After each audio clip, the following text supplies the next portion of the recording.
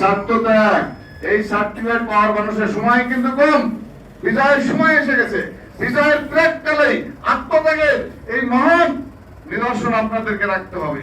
বিজয়ের প্রাককালেই আপনাদেরকে স্বার্থ ত্যাগ করতে হবে, আত্মত্যাগ করতে হবে, আপনাদেরকে সার্টিফিকেট নিতে হবে, আপনাদেরকে ওই রাদিয়াল্লাহু তাআলা আনহুর সার্টিফিকেট নিতে হবে। তাই আগামী 7ই সফরে যাতে আমরা ভালো আত্মত্যাগের মাধ্যমে, স্বার্থ ত্যাগের মাধ্যমে কেবলাদানের দেয়া সেই সার্টিফিকেটটা আমরা অর্জন করতে পারি, মুরিদে কামেল হতে পারি। এই জন্য আপনারা সবাই রাজি আছেন না? আগামী 7ই সফরে আর একটা বিষয় আপনাদের বলে দিই, এই বিশ্ববাসীর, এই বিশ্ব মানবতার কল্যাণের জন্য হুজুর কামরুল প্লাজান একটা প্ল্যাটফর্ম তৈরি করেছেন। বিশ্ব জাকের মঞ্জিলের মতো আধ্যাত্মিক প্ল্যাটফর্ম, বিশ্ববাসীর মানবতার কল্যাণের জন্য এই প্ল্যাটফর্ম উনি আমাদের জন্য করে দিয়ে গেছেন। তাহলে পীর আমাদের জন্য করেছেন, আমাদের কিছু করতে হবে না? কেবলাদানের নামে আমাদের কিছু করতে হবে না? সেই কাজটা হাতে নিয়েছেন মহামান্য চেয়ারম্যান মহোদয়। বিশ্ব অলি মঞ্জিল পান না উনি এত কিছু দিয়েছেন, উনি তো আমাদের কাছে কিছু চান নাই। দয়ালু বলছেন লা আসালুকুম আলাইহি আজরান, আমি তোমাদের কাছে এর প্রতিদান কিছু চাই না। আল্লাহ বলছেন যে তুমি বলে দাও আমি প্রতিদান চাই না। কেবলাদানও বলছেন যে আমি ফকির হয়ে এসেছিলাম এবং ফকির হয়ে গেলাম, তাই চান নাই, কিন্তু উনি চান নাই আমাদেরকে কিছু দিবার নাই। সেইটার উদ্যোগ নিয়েছেন আমাদের মহামান্য চেয়ারম্যান মহোদয়, বিশ্ব অলি মঞ্জিল দক্ষিণ আট্টুসির, আপনারা জানেন। উনি সমস্ত কাজ কেবলাদানের হুকুম মতো করতেছেন। আপনারা অনেকেই অনেক কথা শুনেছেন, অনেকেই অনেক, আমি অত কথা বলতে গেলে সময় চলে যাবে, যেহেতু আপনাদের সঙ্গে এসেই পড়েছি অনেক সময় কথা বলবো, এবং যাদের মিশন করার প্রয়োজন হয় বলবেন, আমি সেখানে চলে যাবো ইনশাল্লাহ। আপনাদের একটা কথাই বলি, অলি মঞ্জিলের জন্য জমি করা হচ্ছে। দয়ালু বললেন যে আমার এতটুকু জমি জন্য কে আসো যে বেহেশতে কিনে নিবা, আমি বেহেশতে তার জন্য একটা টিকিট দিয়ে দেবো, বেহেশতে জামিনদার হয়ে যাবো। হযরত ওসমান রাদিয়াল্লাহু তাআলা সেই জমিটা কিনে নিলেন, কিনে দিয়ে দিলেন। সেই সিস্টেমই তো এটা, লান তানালুল বিররা হাত্তা তুনফিকু মিম্মা তুহিব্বুন। তোমরা সাফল্য অর্জন করতে পারবে না যতক্ষণ পর্যন্ত তোমরা তোমাদের ভালোবাসার জিনিস আল্লাহর রাস্তায় খেদমত না করবা। অতএব সেই খেদমত করতে আপনারা রাজি আছেন না? মঞ্জিল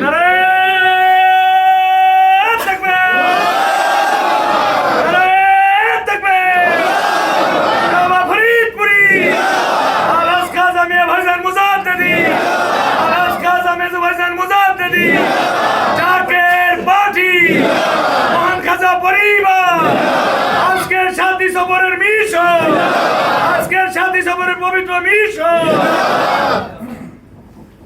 সেই লক্ষ্যে আমরা কাজ করে যাব। 7ই সফর একদিকে যেমন বেদনা বিদুর মুরিদানের জন্য, অন্যদিকে আনন্দটা হলো এই যে 7ই সফরে আল্লাহ তাআলার সহিত আমার কেবলাদানের মিলন হয়েছিল।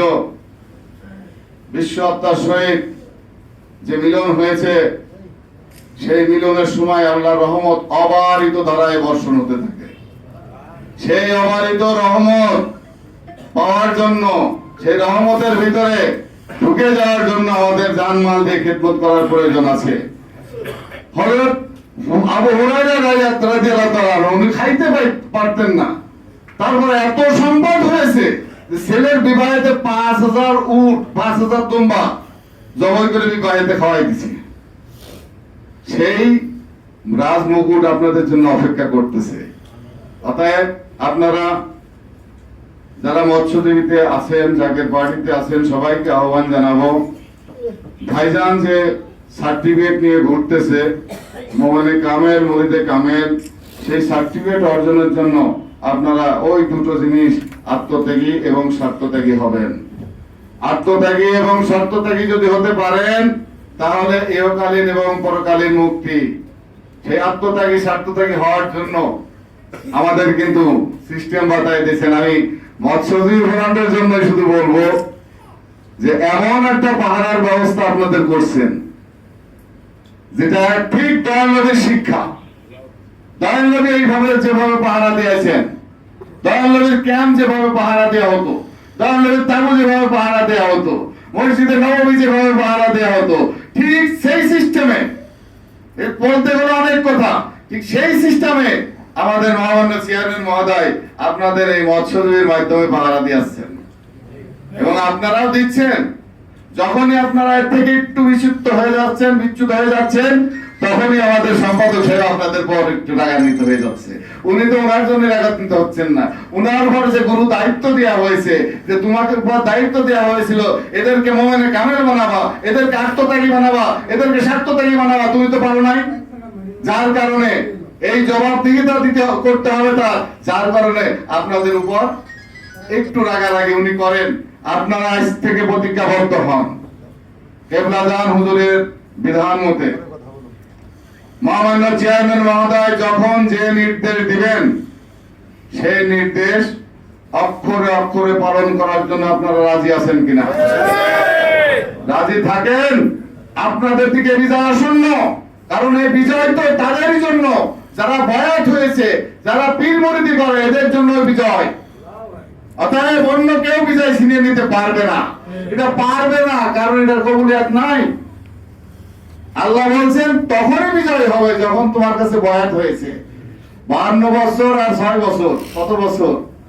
58 বছরের সময়, 58 বছর সময়ে 1400 সাহাবী ওনার কাছে মুরিদ হলেন, বয়াত হলেন, কোরআনে বর্ণনা আছে।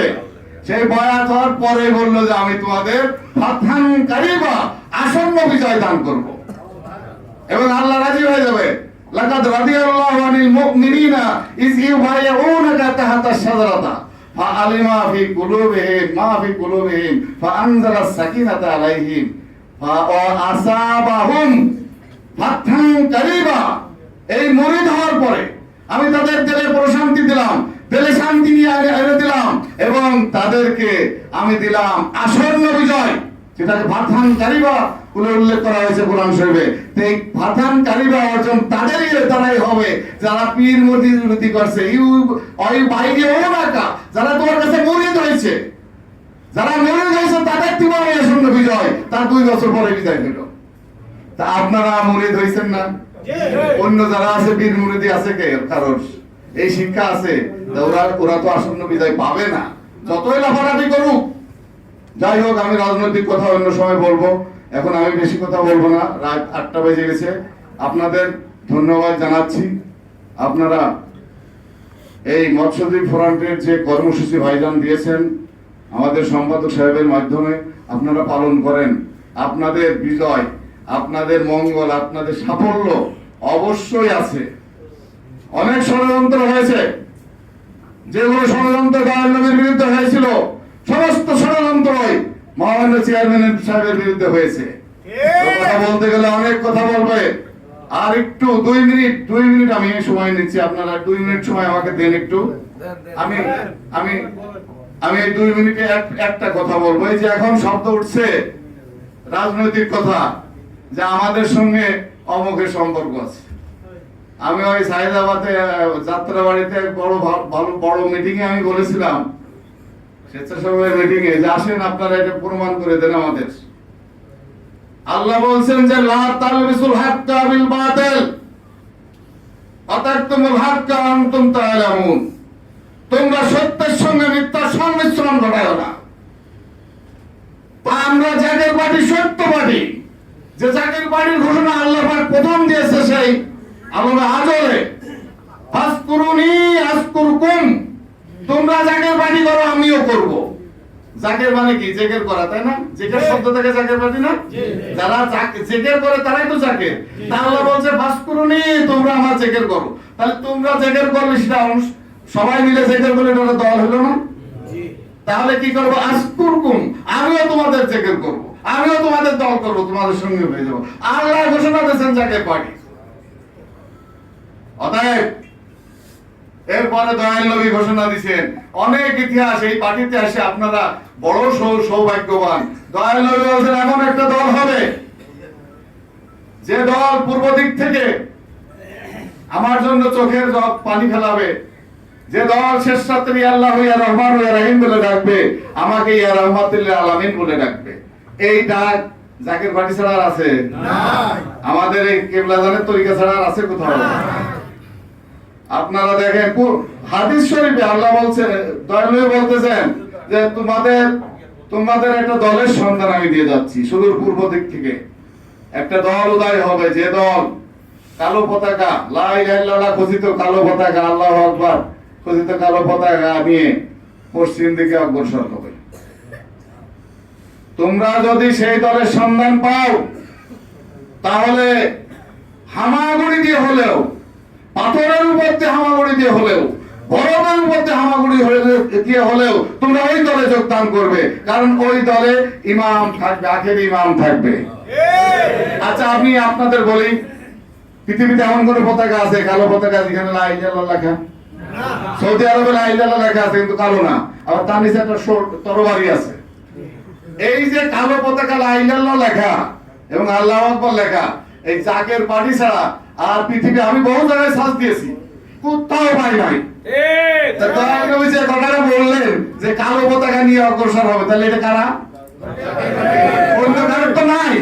অন্য কারোর থাকলে না সন্দেহ ছিল যে না এটা অন্য পার্টিও আছে, হেফাজতও থাকতে পারে, অমক পেশাও থাকতে পারে, অমক জামাত ইসলামও থাকতে পারে, তা তো বলে না, নাই ওদের এই পতাকাতে নাই। তাহলে এই পতাকা প্রমাণ করছে কি? আমরা ইমাম মেহেদী আলাইহিস সালামের দল, এই জাকের পার্টি সেই ইমাম মেহেদী আলাইহিস সালামের দল।